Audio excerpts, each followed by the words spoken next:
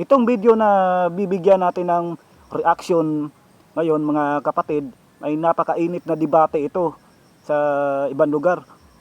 Kasi yung ibang mga Bible scholars ay naniniwala na tuklasan na nila ang staff ni Moses, yung hawak-hawak ni Moses na na mataas na kahoy na nagligtas sa kanya nung umalis sila sa Ehipto kasama yung mga mga kapamilya niya at yung mga yung mga kadugo niya, yung mga kababayan niya na pinagtrabaho at halos patayin sa trabaho at hindi pinasisweldo. Grabe, sobrang lupit yun talaga yun ng mga kapatid ng Paraon. Kaya itong si Moises ay inutusan ng Diyos na na iligtas itong mga taong itong mga kababayan ni Moses, na iligtas doon sa malupit na Paraon doon sa Ehipto. Kaya itong tungkod ni Moses at ito yung ginamit bilang proteksyon sa kanila. Yung itong tungkod na ito ay kung napapanood niyo ang Moses the movie, ang pelikula, ito yung tinusok niya sa sa dagat o Sea of Galilee. Sea of Galilee ba 'yon?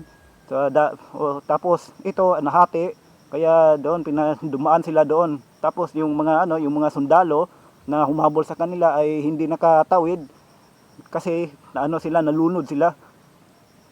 Ito rin ang tungkod na ito ay hinampas ni Moses sa bato para lumabas yung tubig. Kasi sabi ng Panginoong Diyos na kakausapin na niya yung bato para lumabas yung tubig na matabang. Pero sa sobrang siguro nga pagmamadali niya dahil nainip na din siya, dahil nagagalit na yung mga kababayan, yung mga Israelita, ay hinampas niya itong bato ng tungkod niya. Yung hawak-hawak niyang mataas na kahoy, lumabas yung tubig, pero napakapait.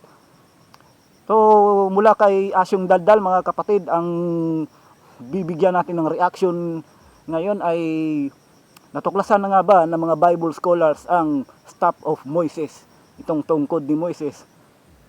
So napaka-interesting topic na naman to mga kapatid. So disclaimer lang to sa mga viewers, hindi natin talaga to pinaniniwalaan kasi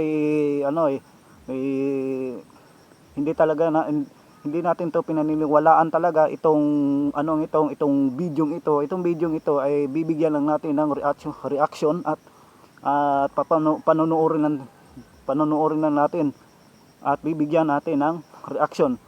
Okay, so wala na naman tayong hinihintay mga kapatid. Simulan na natin. Ang staff of Moses, na kilala bilang staff of God, ay isang tungkod na binanggit sa Biblia at Quran na ginamit ni Moses.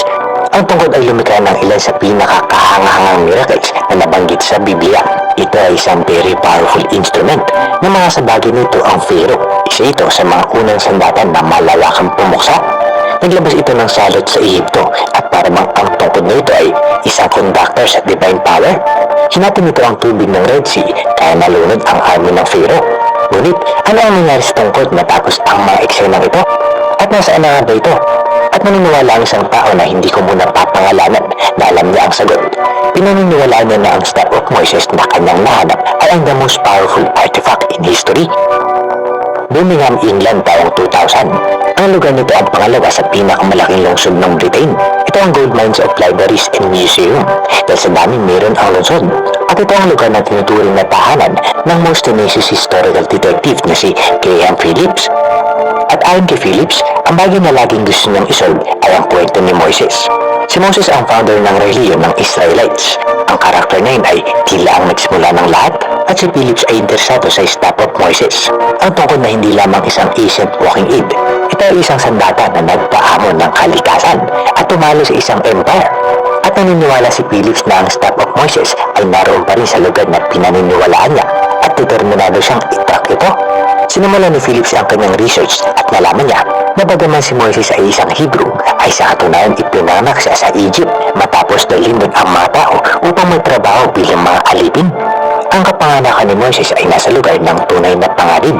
Iniisip ng mga otoridad ng Ehipto dahil sa pagdami ng mga Hebrews ay maaaring magdulot sila ng banta.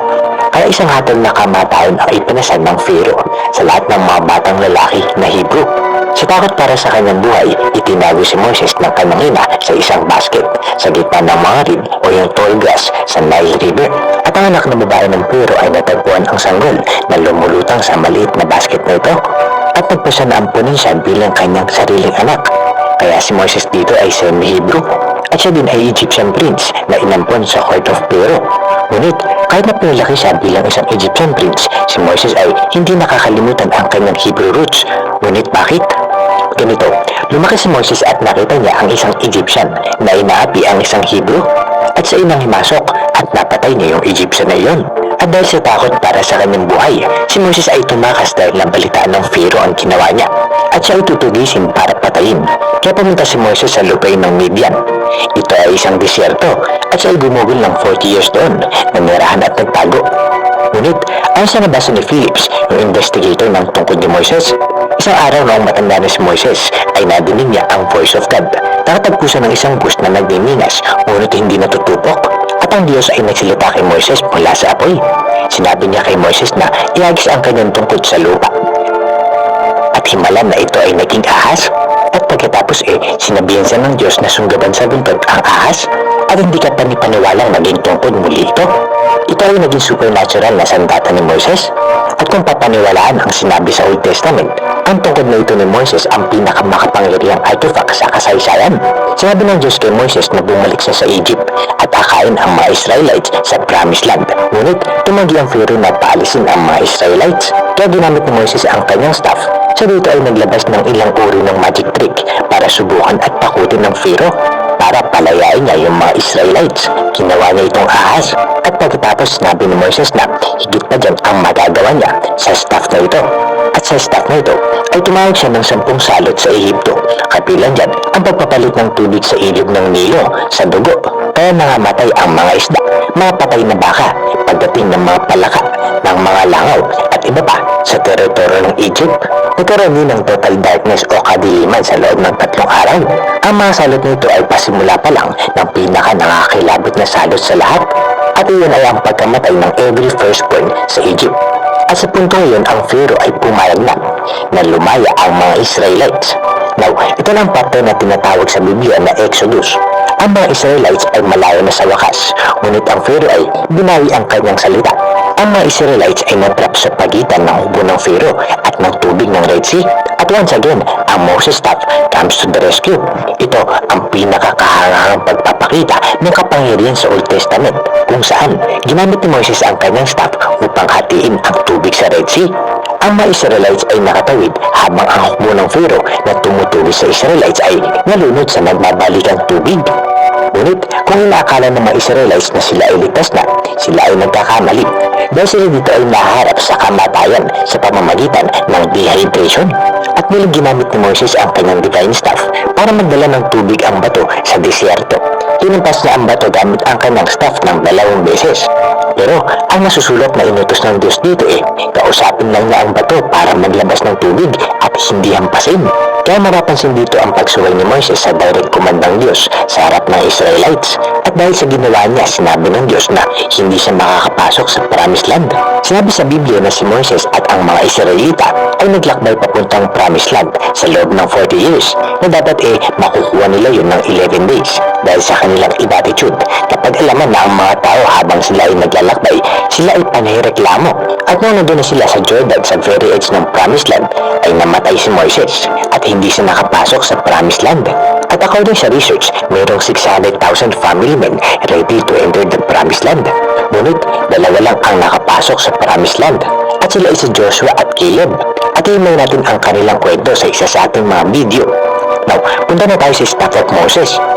Ang Staff of Moses na natagpuan ng historical detective na si Graham Phillips ay niyaba ito na 135 cm at 2 cm wide. At ito ay kulay itim na may puting hieroglyphics. Ngunit, ito ito ba talaga ang Staff of Moses? Nung tinanslate ni Phillips ang puting inscription, ito ay hindi nakasulat sa Hebrew, ito ay nakasulat sa Egyptian hieroglyphics. At doon na siya nagduda. Nalaman niya na ang hieroglyphics ay mula sa katiwala ng anak ng Pharaoh na nagngangalang Thutmoses, at ang inscription ay walang reference kay Moses at all. Ang inscription ay nakarefer kay Thutmoses na isang Egyptian. Ngunit, bakit ang staff na ito ay natagpuan sa isang libingan sa likod ng isang snake monument? Sa Spring of Moses, sa Valley of Moses, sa Mount Hor kung saan inilibing ang kapatid ni Moses na si Aaron. Maaari kayo na ito ay kaso ng mistaken identity at maaari bang iisa si Moses at Thutmoses? Nagsimulang mag-research si Philip sa lupain ng kapanganakan ni Moses, ang Egypt. Sinasabi ng Biblia na siya ipinanganak na isang Hebrew, ngunit ang kanyang pangalan ay isang pangkaraniwang pangalan ng Egypt. Ang pangalan Moses sounds a lot like ng Egyptian name na Thutmose bilang isang halimbawa. So it seems na si Moses ay binigyan ng Egyptian name. At ayon kay Phillips, wala sa Biblia na nagmumukhahi na si Moses ay isang Egyptian. Kaya naghanap siya sa other sources. At ganito ang nahanap niya. Ang information na madidinig mo ay mula sa 1st century AD. Isinulat ito ng Jewish historian na si Josephus. Ayon sa nakasulat, si Moses dito ay hindi lamang isang prince. Isa siya sa commander ng Pharaoh. At nang naghanap si Philip sa Egyptian history, ay nakadiscover siya ng isang commander. A figure that might fit with the character na dinidescribe ni Josephus. Ang tao ay mula noong 1360 BC at hindi lang sa isang general. Umakting din siya bilang katiwala. Ang pangalan din niya ay Thutmoses. Pare kayo nagkataon lang ang lahat. Bukod dito, nakahanap din si Phillips ng mas direct parallel sa pagitan ni Moses at Thutmoses, at ang clue ay nasa story of the Exodus, kung saan pinamumunuan ni Moses ang mga Israelita palabas ng Egypto, across the Red Sea and into the Sinai wilderness. At para kay Phillips, ang timing ng Exodus dito ang critical. Maraming Bible scholars ang sumanghayon na ito ay naganap noong kalagitnaan ng 14th century BC. At ang kahanga-hanga pa na natuklasan ni Phillips ay si Thutmoses ay umalis din sa Egypt. Now, ang petsa ng vanishing act ni Thutmoses ay 1360 BC at kasabay ito ng Exodus. Para kay Phillips, ito ay too much of coincidence. Ngunit, walang patunay na si Thutmoses ay pinuunahan ang mga Israelites to freedom. Ang meron mga convincing evidence that their flight to freedom did take place at exactly the same time as he disappears from history. Para kay Phillips, it all makes sense. Parehong si Moses at Thutmoses ay lumaki sa royal household. Pareho sila na commanders. Pareho sila na nawala mula sa Egypt sa parehong panahon. At ayon kay Gillian Phillips na si Moses at Thutmoses ay iisa. Kumbinsido si Phillips na ang staff na makikita sa Birmingham Museum ay ang tunay na staff of Moses. Grabe, no? Grabe, sigurado pa talaga siya na na yan yan ang staff ni Moses na ginamit niya sa paghati ng Red Sea. Kung ginawa niyang ahas yung stick na staff na ito, at kahit ano pang mga dilubyo na dumating sa sa lugar ng Paraon doon sa Ehipsyo. Grabe, sobrang tibay siguro nitong dahil hindi pa nabali o hindi pa binubukbok yung grabe na kayang pangalan ng kahoy na ito. Sobrang tibay yata ito o hindi natin alam kung totoo ba to o hindi. Ngunit, hindi pa ba dyan ang mga Egyptologists? Dahil, ayon sa kanila, ang Thutmoses ay isang napakapangkaraniwang pangalan. Mayroong 4 na pharaoh na mayroong ganong pangalan, mga prinsipe, iba't ibang mahagita, at mga karaniwang tao. At ayon kay Phillips, inaasahan niya na ang mga Egyptologists na ito ay hindi sasang-ayon sa kanyang teorya. Ngunit, siya ay kumbinsido sa kanyang natuklasan. Sinubukan pa niyang humingi ng suporta sa iba. Lumapit siya sa staff ng Birmingham Museum, ngunit pati sila ay hindi kumbinsido sa mga sinabi ni Phillips. Inamin ng museum na ang kasaysayan ng staff ay hindi malinaw, at sa teorya, ito ay maaaring isang klase ng pamimikit. Ngunit, teorya lamang iyon. Walang ibang gusto si Phillips kundi makita ang katotohanan sa pinaghinalaan niyang staff of Moses. Kaya ipinatest niya ito upang matukoy ang edad ng kahoy. At ayon sa isang website ng Gillian Phillips, napag-alaman na ang kahoy ay 3,500 years old na. But of course, may ibang nakiklaim na nasa kanilang pag-aari ang tunay na staff of Moses. According sa isang document, wala sa Birmingham, England ang staff. dahil ito ay nasa Hagia Sophia sa Istanbul. Ang Staff of Moses ay hindi umano ay nakadisplay ngayon sa Topkapi Palace, Istanbul, Turkey. At ganito ang tsura ng Staff of Moses doon. Ang stig ay mayroong several feet ang haba na may putol na sanga sa bandang itaas. Ikaw Kaasong, ano sa palagay mo? Alin kaya dito ang totoo?